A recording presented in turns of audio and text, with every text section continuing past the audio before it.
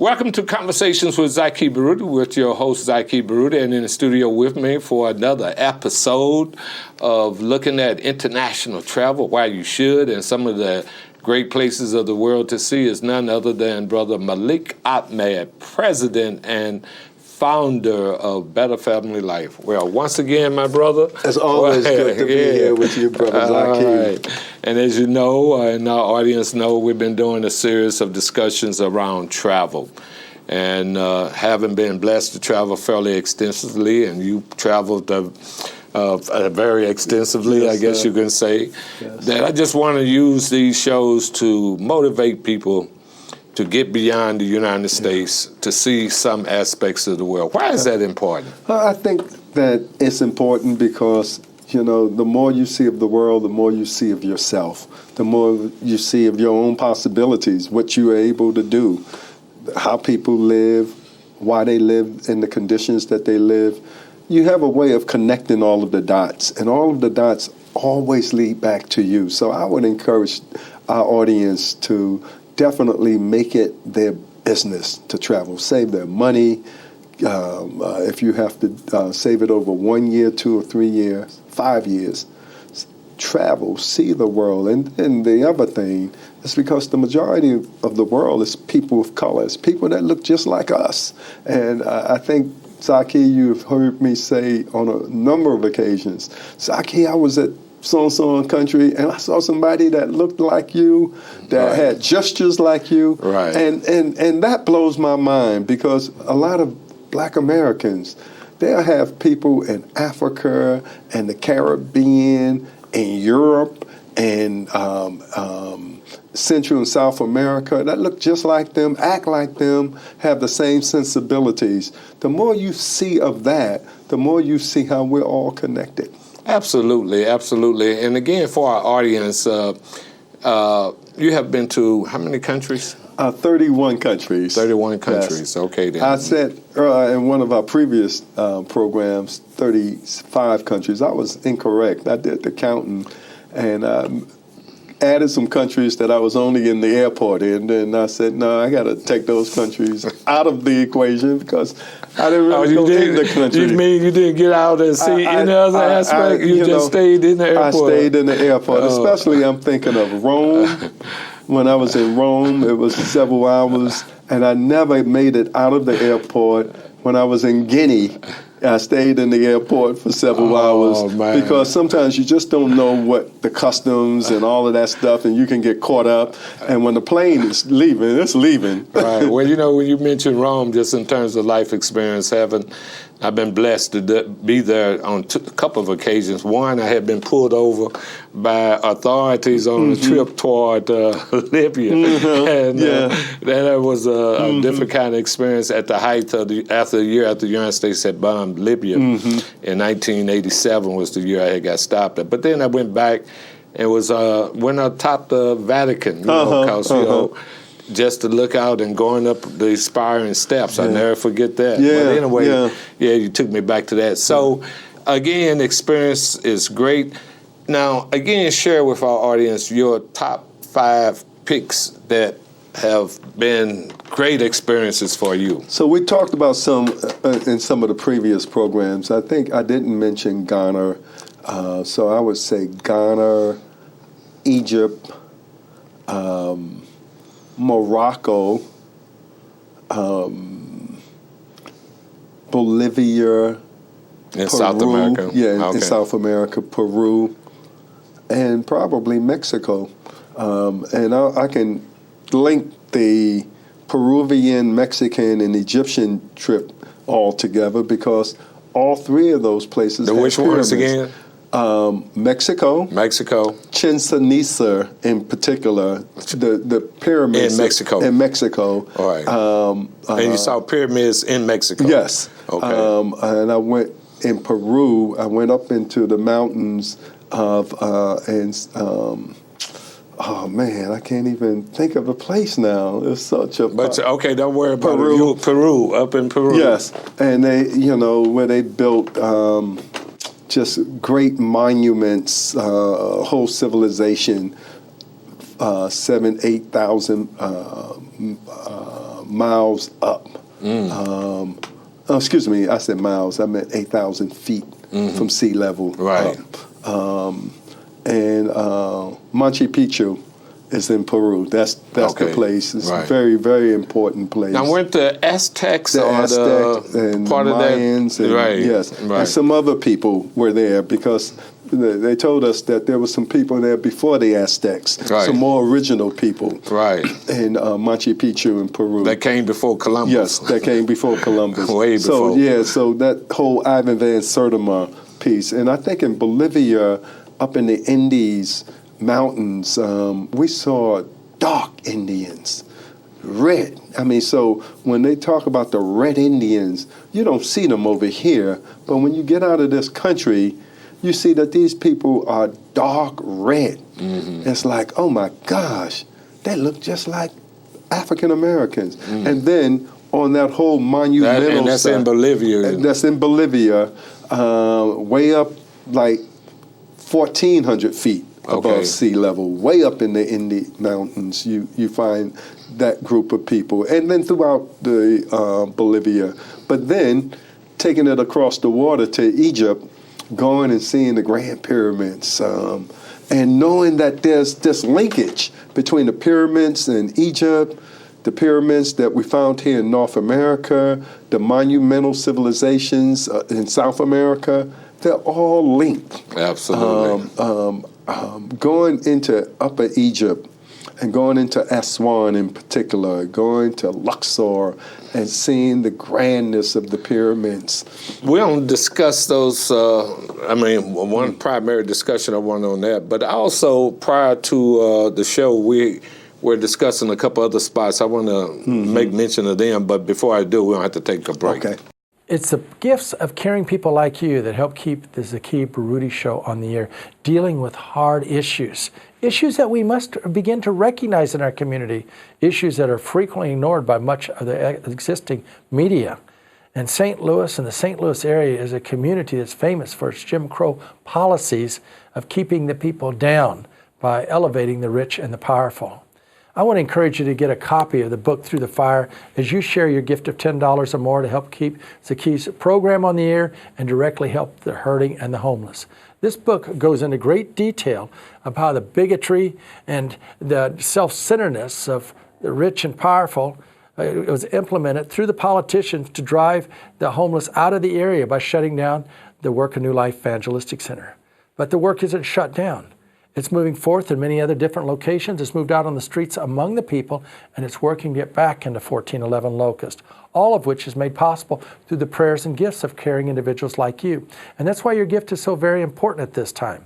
And as you share that gift with New Life Evangelistic Center of $10 or more at P.O. Box 473, St. Louis, Missouri 63166, be sure you request your copy of Through the Fire. Yes, God is moving in a mighty way. New Life Evangelistic Center has not given up in spite of all the persecution. It's given it to God, and we're seeing Him now do exceedingly abundantly beyond what we can even ask or think. I ask you to continue to pray for us at the New Life Evangelistic Center as we're working to continue to bring you community programming like the Zaki Baruti Show and are out on the streets among the homeless, working among the homeless, distributing bus tickets every week and emergency supplies for them, opening up safe houses for the homeless, women and children, expanding training programs for the homeless. All of it is possible because of each one of you that is sharing that much needed gift now with New Life Evangelistic Center. So when you send your gift of $10 or more, please request a copy of Through the Fire. It's P.O. Box 473, St. Louis, Missouri. That's 63166. How important are St. Louis Metro passes to the needy? To provide stability and permanent change to the homeless, they need jobs. But how do they get transportation to look for work when they have no money? And when they find a job, how will they get there? Become a part of NLEC's Metro Pass program and help bring enduring change to a life. I have doctor's appointments that I have to attend, going to seek jobs and putting in applications. I really would like you to understand the importance and the need for this ministry, and anything that you can do to keep this ministry going. Please know that it is an extension of God's love.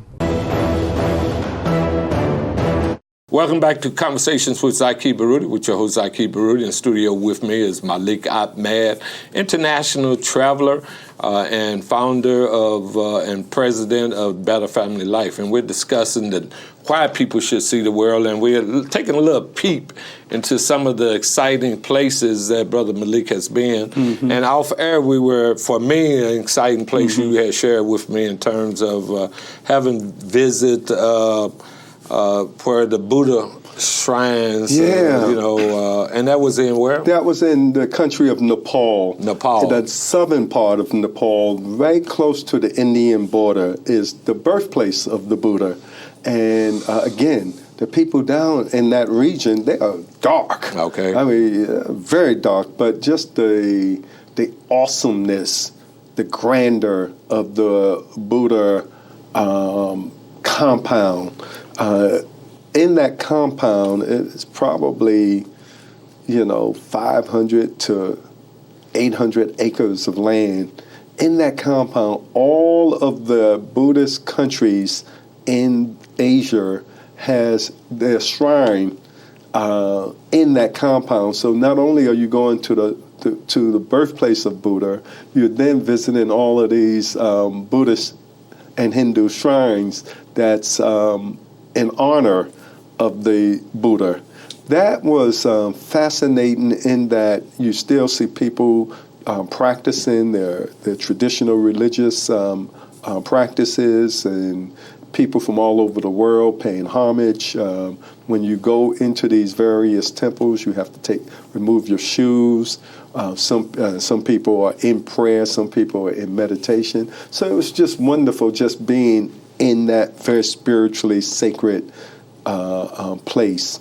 The other place, not too far from the Nepal, is India.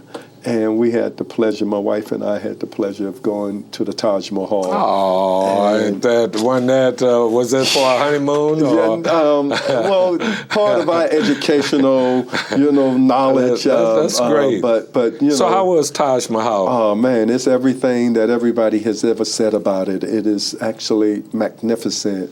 It's built. The Shah who built it in honor of his wife. So it's a mausoleum. It's for someone who was buried. Mm. And in that structure, they have various mosques and other kinds of things, but the Taj Mahal itself is made of pure white marble.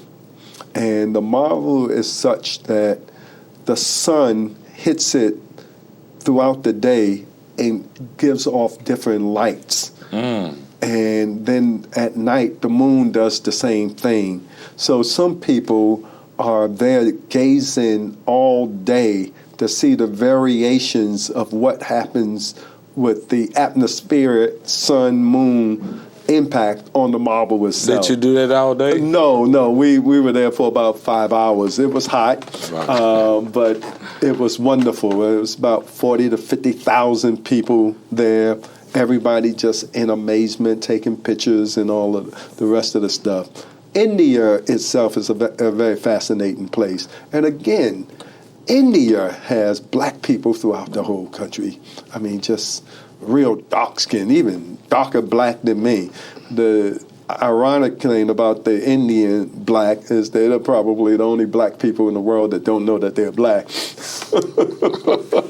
Wow, that's a deep piece. We'll have to come back and talk about the psychological damage that people have. What the British did to them. And then what their caste system. Yourself. Yes. Yeah, that's a deep piece. That's a deep piece. Yeah. So we don't have a discussion. I'm going to have you back on a deep analysis as France Fanon would do, like through the wretched of the earth. But going back to your travels, could I also mention another travel that was also mind-blowing? One year, Deborah and I, we went down to south of Spain, and we crossed over from Spain into Morocco. That, Zaki, was deep, because I don't think a lot of people realize how close Africa and Europe is. There's areas that a good swimmer can swim from one continent to the other. Oh, is that right? And this between Spain, the Strait of Gibraltar. Right. You know, that area, you can literally be in Spain and look and see people in Africa, and you can do the same thing. And I don't think most people recognize that it's that small of a space in that part of the world. Right. Now, how long were you in Morocco? Oh, about a week. About a week? Yeah. Did you get to Casablanca? No, I did not. We stayed in Tangiers the whole trip, because Andalusia, I think Andalusia, that's the Spanish part, and when you go across that channel, you're in Tangiers, Morocco. So we stayed there. We were originally doing our vacation in Spain, and we were in Spain and Greece, and so we were, seeing what that was all about. We were interested in seeing the Moroccan influence in Spain, right? Which we did, and it's awesome, right? And then we went over to Africa, to Morocco. I know that's right. So, as we're talking about these international trips, one of the things that came to my mind that, the listener may be saying, man, that sounds really great. I'd like to do it, but my pocketbooks are, what would be like an average cost, would you say, in terms of some international travel? I would say, if you do it alone, you can probably do it for less than $2,000. If you plan a tour, I would think that a tour from 7 days to 14 days would be around $3,500 to $4,000. And that would include a couple, or that's single? No, that's single. But that would include all of your meals, some of your meals, maybe your breakfast or a dinner, hotel stay, the whole bit. And then whomever is organizing the tour, they'll have some places that you go. So some people would prefer that. That's easy. Right. And as I guess if you got it under your belt, you can also cut costs by doing it directly yourself, right? I have always done it directly. Right. Well, we have to take another quick break. An epidemic of homelessness is sweeping throughout the United States of America. In city after city, people are ending up on the streets. Now, instead of feeling overwhelmed, as believers, we can do three things. We can give, we can volunteer, and we can pray. We can pray for the homeless refugees that we're finding in one city after another, all over the United States.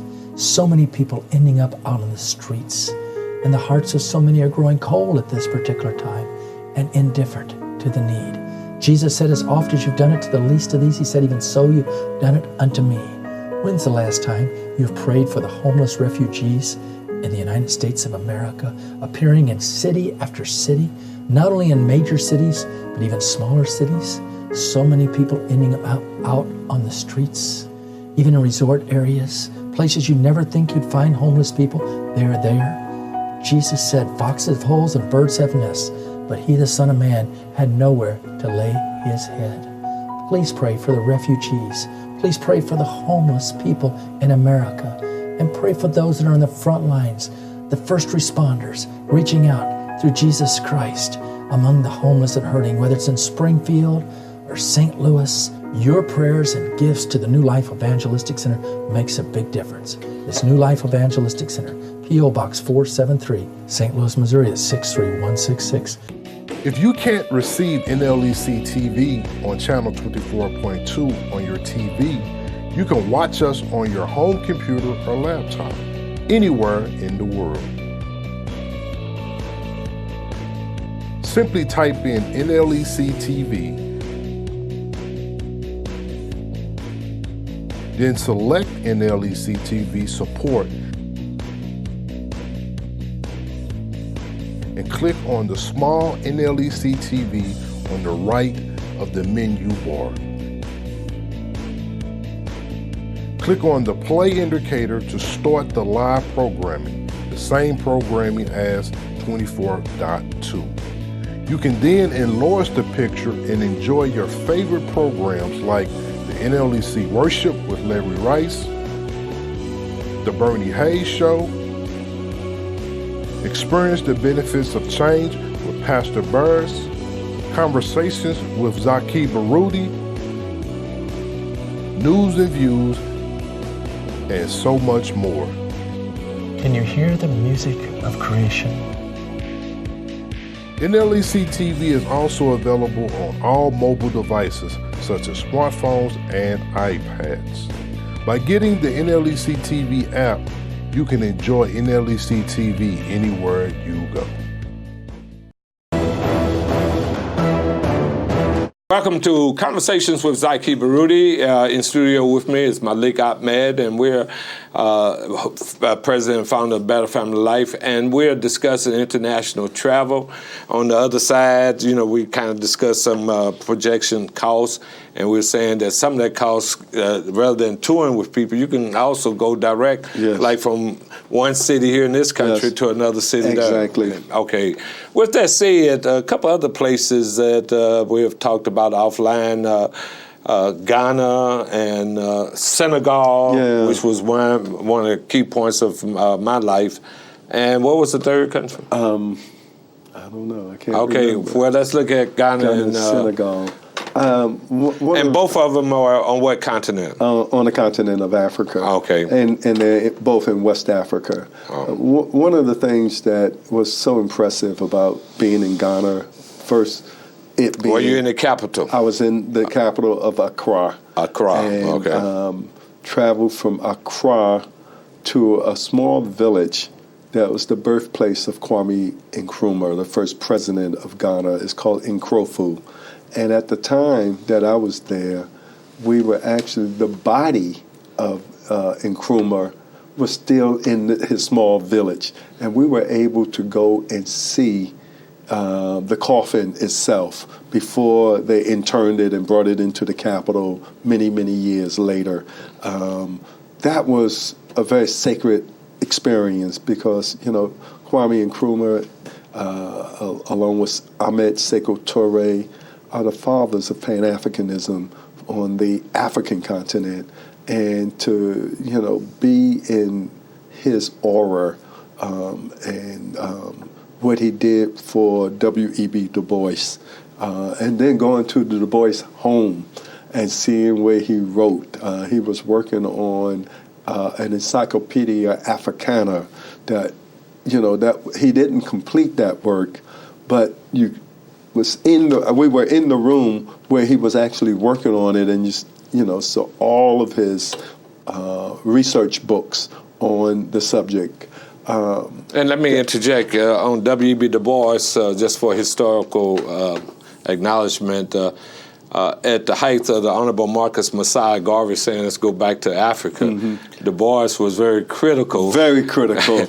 And the irony is that Garvey was not able personally to set on Africa, and Du Bois ended up saying, I'm tired of America. I'm renouncing my American citizenship, and I'm going to help build Ghana. Right. And Kwame Nkrumah, while he was president, took great care of Nkrumah. And then the other place that was just so magnificent is Senegal. I had a chance to go to Gorée Island, which is off the coast of Senegal, to one of the slave castles. And the slave castles in Gorée and the slave castles of Elmina and Ghana, I think that's an experience that every Black American ought to have. Absolutely. Because those spirits of our ancestors are still alive in those castles. When you go to the door of no return and feel that energy, I'm told that when James Brown went to Gorée Island, Zaki, he broke down and cried, and they could not revise him for 4 or 5 hours. Wow. He was so emotionally torn. Right. And it was after that he came out and wrote that song, Say It Loud, I'm Black and I'm Proud. Okay. So that's a good little history tidbit. The just being in Africa, that's the source of all of my inspiration. That's the place that I want to see rebuilt more than any other. The black community in America and the continent of Africa, we have got to make those links. Community organizations, social service organizations, sororities and fraternities must be connected to the continent of Africa. And on that note, we're going to have to take one last break. I want to thank God for each and every one of you that are supporting NLEC TV, the work of the New Life Evangelistic Center, and making it all possible so we can have conversations with Zaki on the air along with the other programming that's on NLEC TV. Not only we discover that at 24.2, but I actually watch it on my cell phone at a very special app that we have of NLEC TV, and you can just pull it up. It's so easy that everybody can watch it anywhere. So wherever I travel, I can be watching this program and other programs. Now, all this is possible only because of caring people like you that are sharing those much-needed tax-deductible gifts at this time with the New Life Evangelistic Center. We have a lot of things that are unfolding at this moment. We're continuing to help multitudes of people, not only throughout Mid-America, but as far away as India and Africa and other locations around the world. And we really do need your help. After they closed down 1411 Locust, we're continuing to help the homeless directly out on the streets every week. We're out in the mayor's window distributing bus tickets and other direct supplies. We have regular events out in front of 1411 Locust, and we're working actually through the legal, the mediation, the advocacy, and getting prayer warriors to pray that we can reopen 1411 Locust in the near future. But we need your involvement at this particular moment. And your gifts to the New Life Evangelistic Center make such a big difference. You can send that to P.O. Box 473, St. Louis, Missouri, that's 63166, or you can give online through the PayPal system at newlifeevangelisticcenter.org or NLEC STL. I ask you to continue to stand with us right now as we continue to bring many programs like Conversation with Zaki to you, but we need your help. Welcome back to Conversations with Zaki Baruti, and we only have a couple minutes left. We, as you know, talking to Brother Malik Ahmed, President of Better Family Life. Brother Malik, as we close, why, in terms of the travel experiences and the interconnection of, Better Family Life, the institution that you and your wife have built here in St. Louis? Well, I think that, again, when you see what's taking place in the developing world, countries are being rebuilt. Modern societies are coming up. People are making strides to bring themselves and their country into the 21st century. That's the work that Better Family Life is doing right in the black community. We have identified Page Boulevard as an area from Skinker to Kings Highway that we need to rebuild. We need to create a strong housing infrastructure, commercial infrastructure, where people can find jobs and work and have live entertainment and be in safety. If we can build a strong community in St. Louis, we can have international ambassadors and diplomats and business people from Africa, Asia, Latin America, the Caribbean, come right into our community and do business. So our communities can be the basis of international trade. That's doable. So with that said, then, if anybody is interested in working to help fulfill that, how would they be in contact with Better Family Life? They can call area code 314-367-3440. Would repeat that. That's area code 314-367-3440. Become a member of Better Family Life. They can donate to our different initiatives, our housing initiative, our community development initiative. We need the help of our community. We need to help. Please don't think whatever you can contribute would be a great deal. Don't think that is not a great deal, because it is a great deal with every little help, and we've got to build ourselves up to being a strong organization. So on that note, again, I want to thank you, Brother Malik, and of course we'll have to have you back again. Yes. To kind of close out our discussions on international trip. On that note, encouraging people also to join an organization that speaks truth to power, as well as get involved And on that note, I want to just say, everybody, may God bless each and every one of you. Thank you.